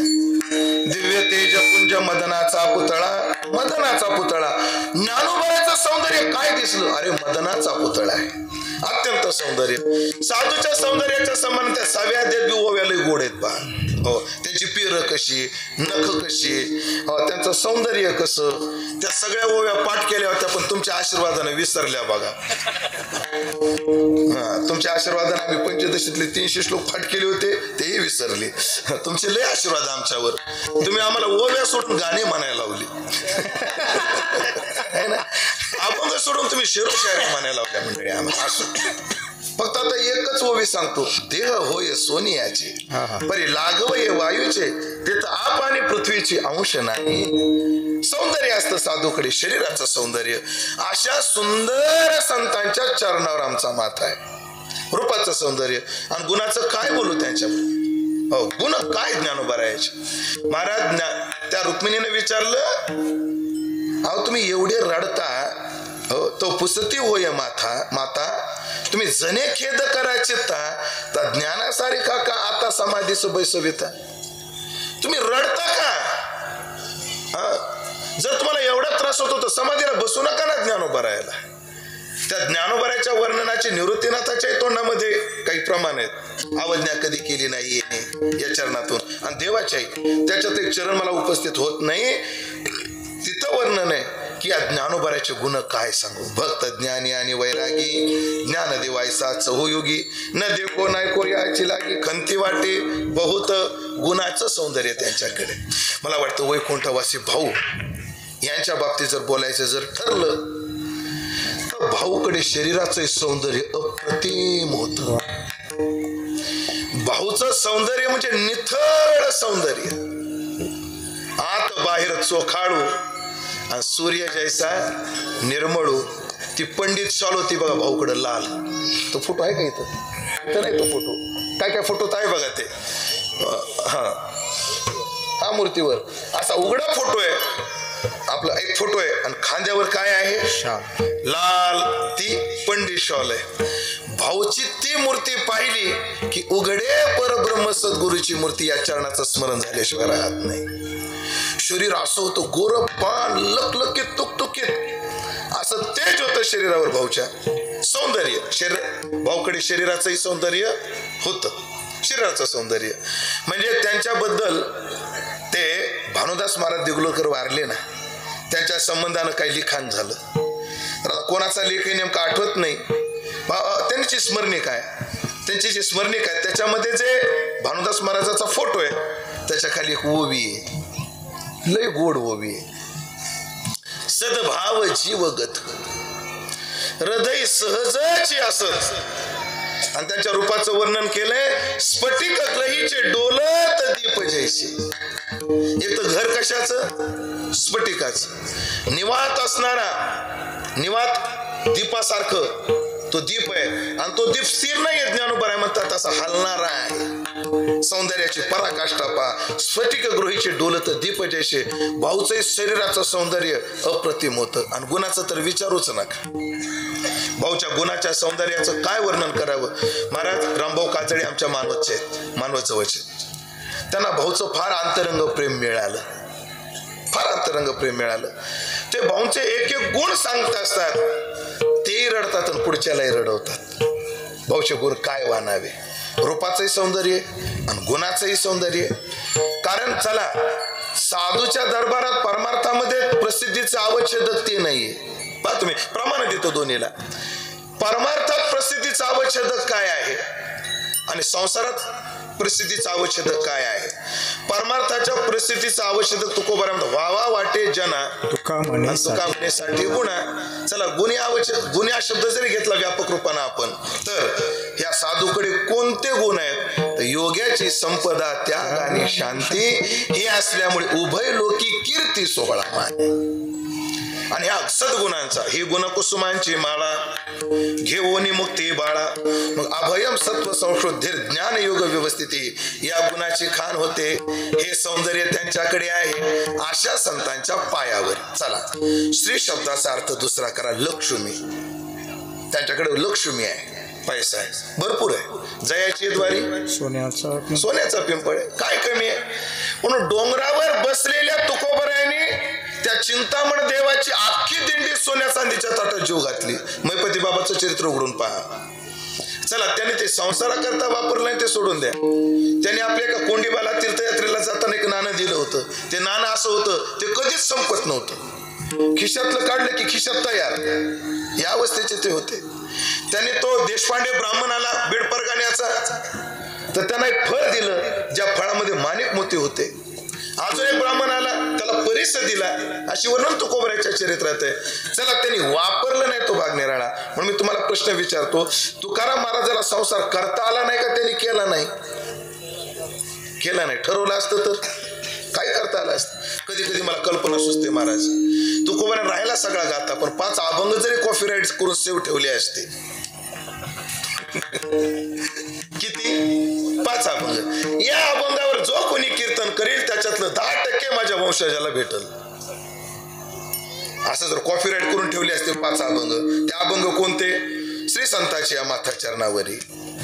भक्त आईसे जानाची देही उदास. परत नामसंकीर्तन साधन पै सोपे. है ना. उजळले भाग्य आता, खरंच उजळले आता भाग्य, उजळले भाग्य आता. कोणी एकी बोलली नाही. हे 5 अभंग जो गाईल त्या दिवशी त्याला जेवढं पाकिट भेटल त्याच्यातलं 10% माझ्या वंशजाला. आणि या अभंगावर जो कीर्तन करील त्याच्यातलं आता समजून घ्या, लावून घ्या आता क्रमानं. एवढे 5 जरी अभंग जाऊ द्या ना. एक युक्ती सांगतो ना मंडळी. युक्ती काय? ज्यांच्या 5 अभंगावर आमची एवढी मजा आहे, ज्यांच्याकडे अख्खा गाता होता त्यांना काय करता आलं नसतं. काय करता आलं नसतं त्यांना.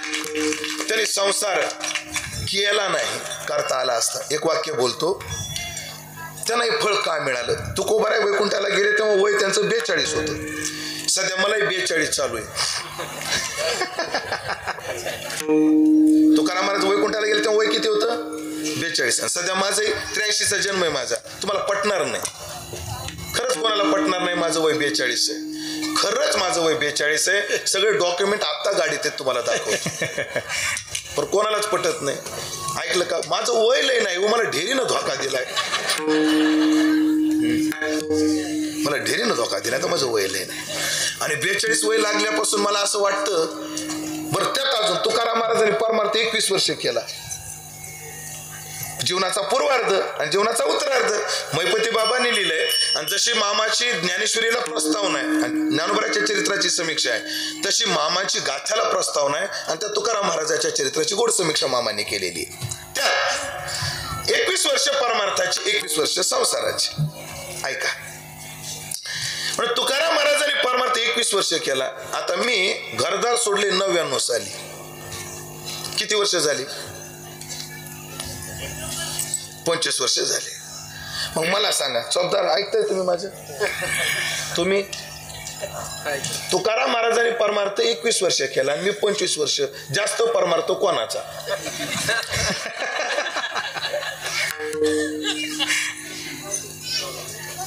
आणि तिसरंच काढलं माऊलीचं. मी विचारतो तुकाराम हे माऊली म्हणतात.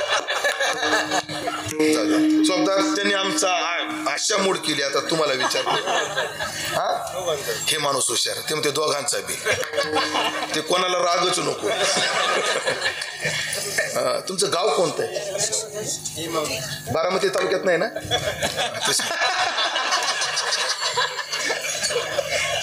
नाही, बारामतीची माणसं हुशार आहेत बोलायला. त्याचं कारण सांगतो तुम्हाला. शरद पवार साहेबांची मुलाखत घेतलेली राज ठाकरेंनी शनिवार वाड्यावर. त्यातला रॅपिड फायर आहे का कधीतरी? कसं बोलण्यात हुशार असावा माणूस, त्याचं लय उत्तम उदाहरण आहे. त्यांनी रॅपिड फायर मध्ये एका वाक्यात उत्तर द्यावं लागतं ना. त्यांनी अनेक प्रश्न विचारले. शेवटचा प्रश्न विचारला, राज का उद्धव? पवार साहेब म्हणले पवार कुटुंबी, आपलं ठाकरे कुटुंबी.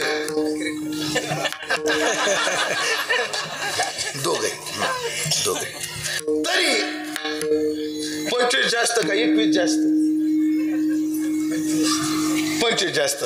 माझा 25 वर्ष, तुकाराम महाराज 21 वर्ष. जास्त कोणाचा? तुमचा. हे आले बघा जरा मापात. आता ते तुमचा.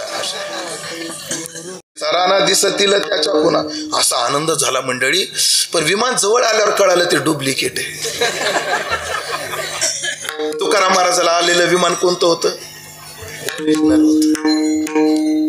परमार्थ बी ओरिजिनलच होता. बाकीच्या चर्चा कीर्तन झाल्यावर करू. आता थांबू आपण इथं. एका वाक्यात बोलायचं जर ठरलं, इमानानं परमार्थ केला म्हणून महात्मा विमानानं गेला. ध्यानात ठेवा. विमानानं जाण्याकरता इमानानं करावं लागतं. ऐकलं का? म्हणून मी एक वाक्य कायम सांगतो आणि आमची ती खंत आहे. कबूल करत नाही कोणी, पण आम्ही करतो. हे आमचं भाग्य आहे. निदान एवढ्या नियमांतरी तुकाराम महाराजांनी परमार्थाकरता किंमत मोजली आणि आम्ही परमार्थाकरता किंमत मोजायला लावतो. एवढा फरक आहे. मग त्यांना संसार करता आला नाही असं म्हणू नका. त्यांनी केला नाही. चला, संपत्ती होती, वादच नाही. आणि संपत्तीचा विचार अजून एका पद्धतीने. हो, आमच्याकडे संपत्ती आहे. काय संपत्ती आहे? आमच्या संपत्तीचे पहिले 2 लक्षण आहे का? निमोली संपदा, भयविरहित. लय गोडचरण आहे महाराजांचं. आमची संपत्ती काय आहे म्हणे? निमोली. याचा एक अर्थ करतो पुढे जातो. निमोली संपदा. निमोली म्हणजे काय? उदाहरण घ्या. माझ्याकडे पाहताय ना तुम्ही, हे काय? लवकर बोला, हे काय? कशाची? तुळशीची. मला जर अडचण आली आणि ह्या माळा घेऊन मी जर सोनाराच्या दुकानावर गेलो तर सोनार या माळीचे मला किती पैसे देईल?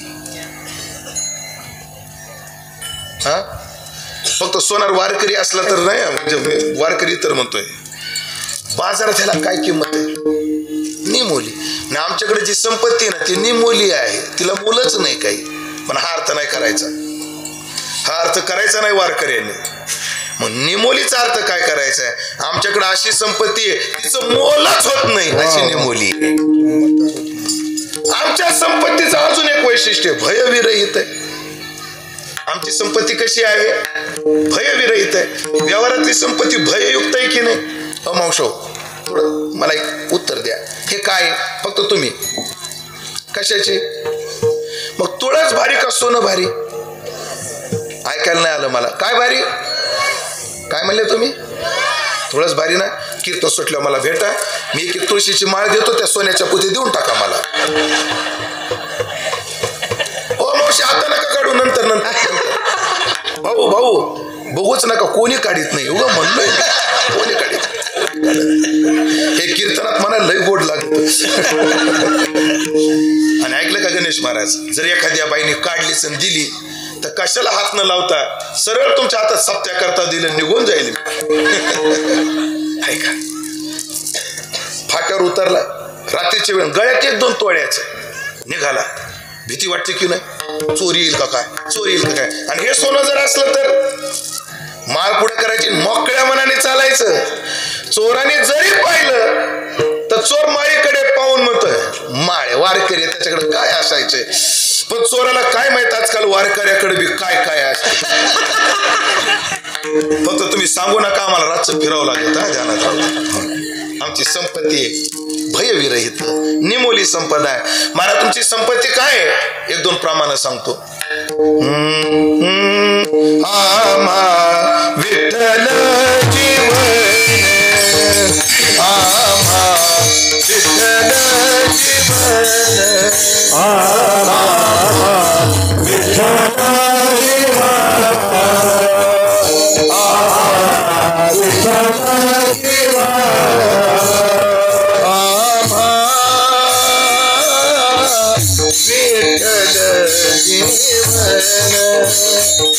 आम्हा विठ्ठल जीवन, आम्हा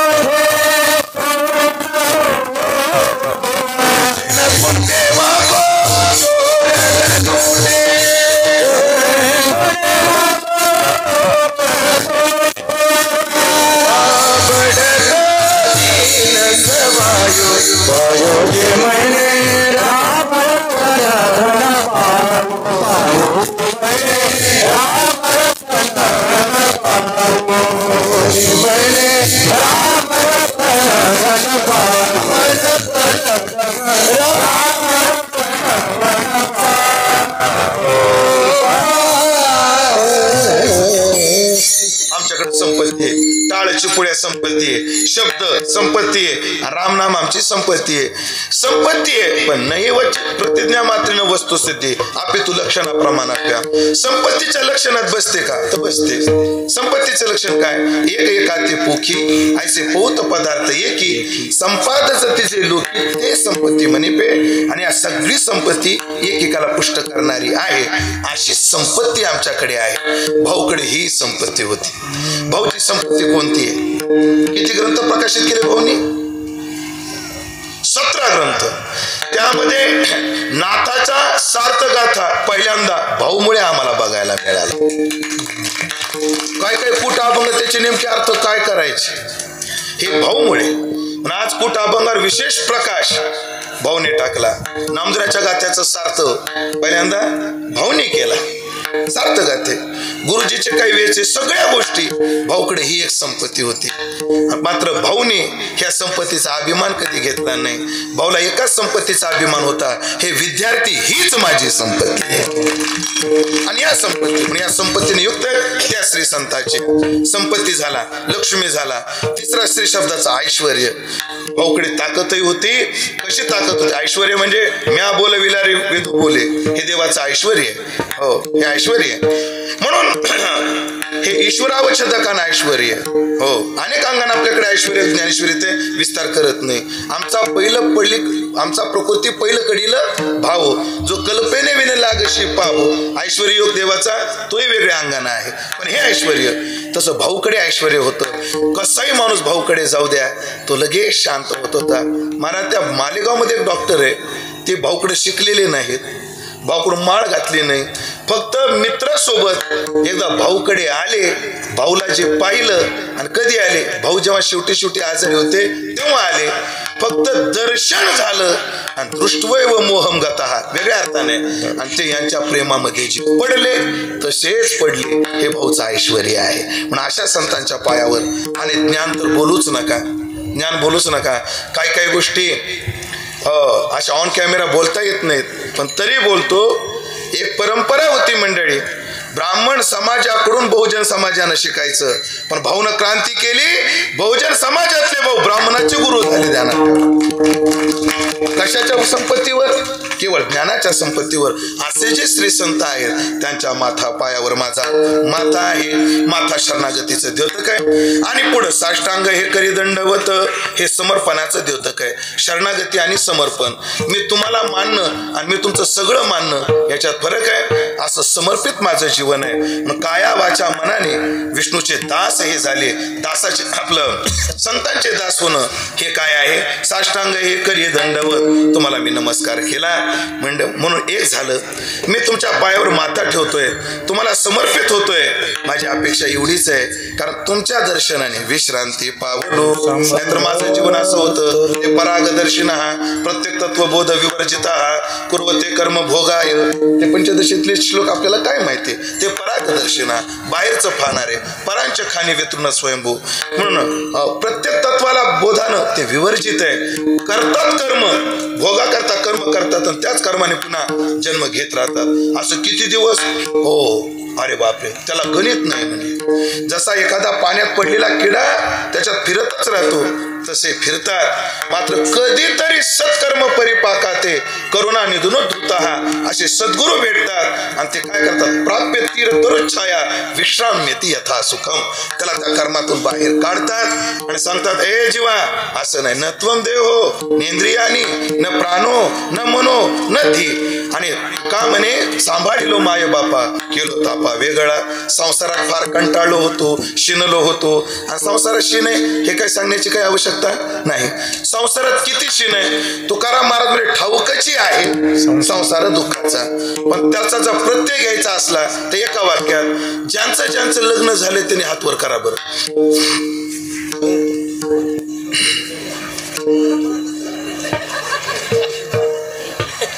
महाराज, तुमच्या गावात एवढे ब्रह्मचारी, आम्हाला कळस बसवायला लय अडचण येते. तुम्हाला फोन करीत जाईन मी, पाठीच आहे ब्रह्मचारी. एवढे ब्रह्मचारी. हे बाळा, तुझं नाव काय रे? गौरव. तुझं झालंय का? लक्ष देऊन ऐक तू. यांचे झालेत का सगळ्यांचे? झालेत ना? हात वर केला काही नाही. काय केलं सांगा तुला? हे लग्नाला एवढे वैतागले हात वर करायची वासनाच होत नाही. तुझं वय गेलं नाही म्हणून सावध केलं बाळा. गाडी जागा आहे. मी तुझ्यासारख्यासाठी गाडी सुद्धा मोठी घेतली. आता काळजी ठाऊकची आहे संसार दुःखाचा. हो, नातांचं लय गोड प्रमाणे.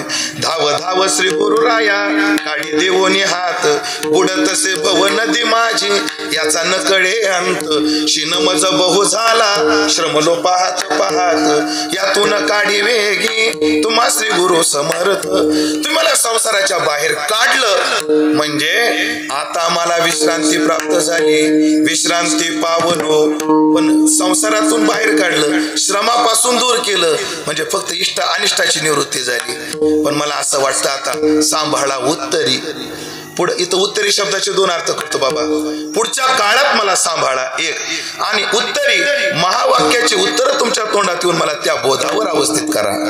हो, सांभाळा उत्तरी वाढली अंतरी प्रेम सुख. मला तुमच्या चरणाविषयी प्रेम वृद्धिंगत झालेलं आहे. किती वाढलं ते प्रेम? आता ते प्रेम हृदयात मावत नाही, अष्ट सात्विक भावानं बाहेर उमरून आलंय. डौरली हे काया कृपेच्या उरसे, कृपेचा उरस न समाये पोटी. पोटात मावतच नाही ते प्रेम. आता काया डौरली मग कंठावरोध रोमांच स्वर भंगोत वेपतो हो वैवर्ण्य अश्रू प्रलय अशा इत्यष्ट सात्विका मत. अशा अष्ट सात्विक भावाने ही काया डौरली. डौरली हे काया कृपेच्या उरसे. आणि आता एक विश्वास झालाय मला, नवे आणारेसे उद्धरलो. माझा आता मी तुमच्या चरणाजवळ आलोय ना, वाया जाणार नाही. माझा उद्धार निश्चित होणार आहे. ही शाश्वती मला मिळाली आहे. फक्त शाश्वती मिळाली आहे, फळापर्यंत तुम्ही प्राप्त करून द्या एवढीच प्रार्थना आहे. सांभाळा उत्तरी. आज आपण भाऊच्या चरणी तेच म्हणू. आज पहिला दिवस आहे, आम्ही सुरुवात केली परमार्थाची. आता भाऊ काल्यापर्यंत तुम्ही सांभाळा आम्हाला. कालापर्यंत आमचा कार्य व्यवस्थित होऊ द्या. एक प्राथमिक. दुसरं, भाऊ तुमच्या चरणाजवळ आलो, आता मोक्षापर्यंत आम्ही तुम्हीच सांभाळा. कारण बाबा या मार्गावर कोणीच मदत करू शकत नाही, केवळ संतच करू शकतात. काय गर्भीची यातना रे पुत्र ऐके आपल्या कानी. पोर ऐक रे कानानं.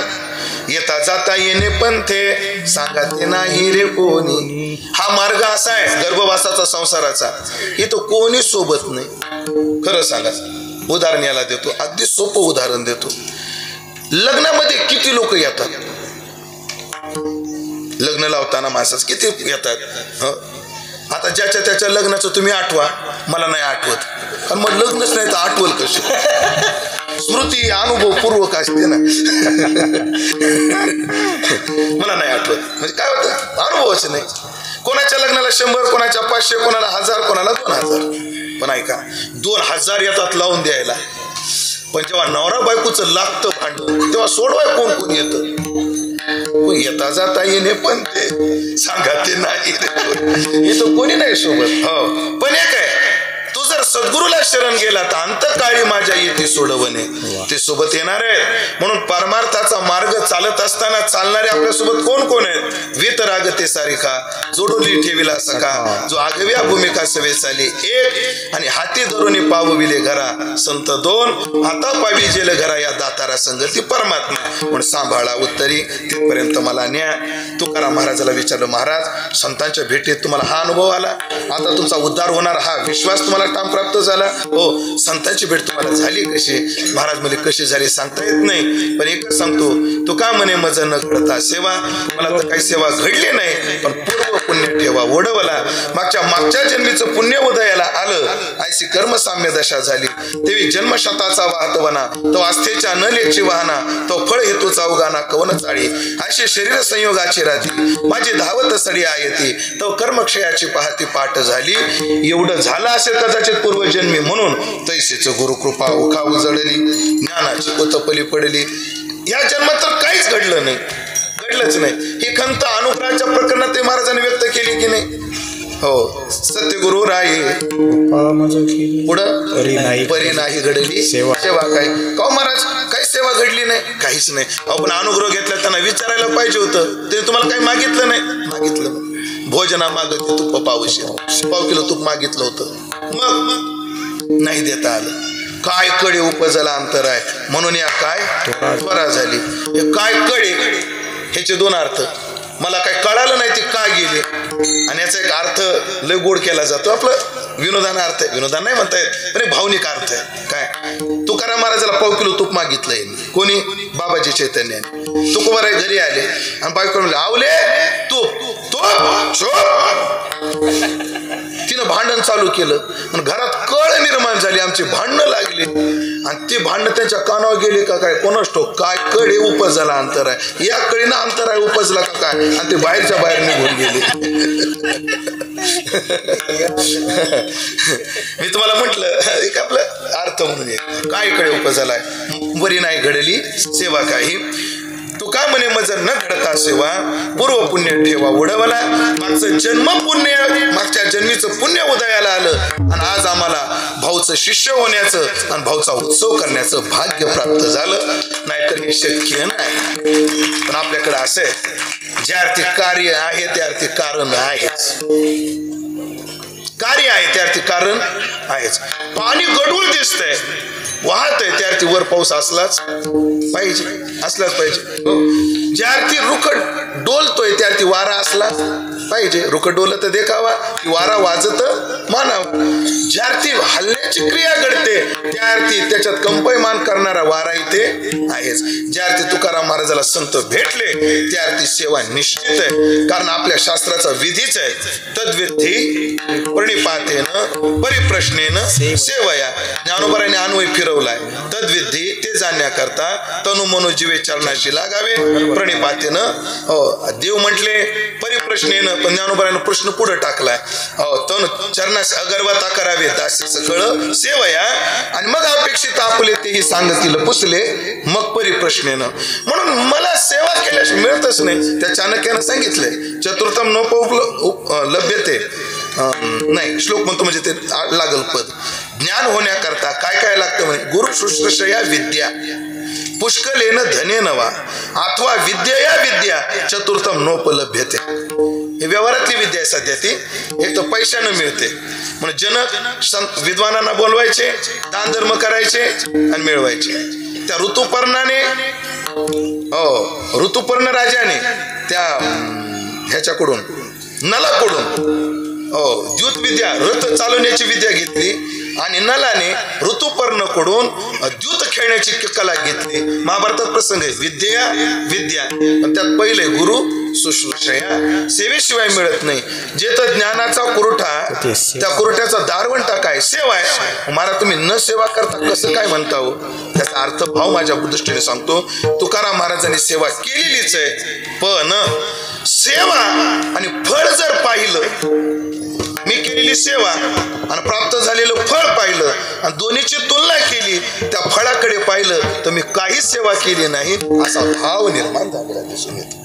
याला उदाहरण द्यायचं ठरलं तर मी माझं सांगतो. असल्या परिवारातला पण लय अभ्यास केला असा काही नाही. चातुर्मास केले आणि संस्थेचे 4 वर्ष केले पण तरी या कीर्तनाच्या जागेवर आम्हाला समाज ही मंडळी उभं करतात. मग हे सगळं पाहून कधी कधी आमच्या कीर्तनाला एवढा मोठा समाज असतो हे टाळकरी असतात असे विद्वान लोक पुढे बसलेले असतात तेव्हा आमच्या मनाला वाटतं अरे अरे अरे आपलं एवढं तप नाही एवढी आपली साधना नाही तरी संप्रदायानं आम्हाला दिलं किती. पण फळाकडे पाहून जेव्हा आम्ही तुलना करतो तर आम्ही केलेले कष्ट काहीच नाही असा भाव होतो. मग तुका म्हणे मज न घडता सेवा पूर्व पुण्य ठेवा उडवला. पण आता एवढंच विश्रांती पावलो संसाराच्या तापातून अनिष्ट निवर्तलं. आता पुढच्या काळात सांभाळा एवढीच प्रार्थना तुमच्या चरणी करतो. विडोबार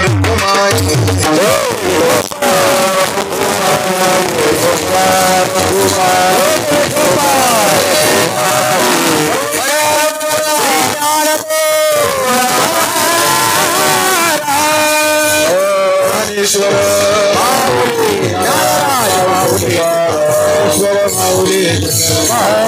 ज्ञानेश्वर माऊली ज्ञानराज माऊली तुकार ज्ञानेश्वर माऊली.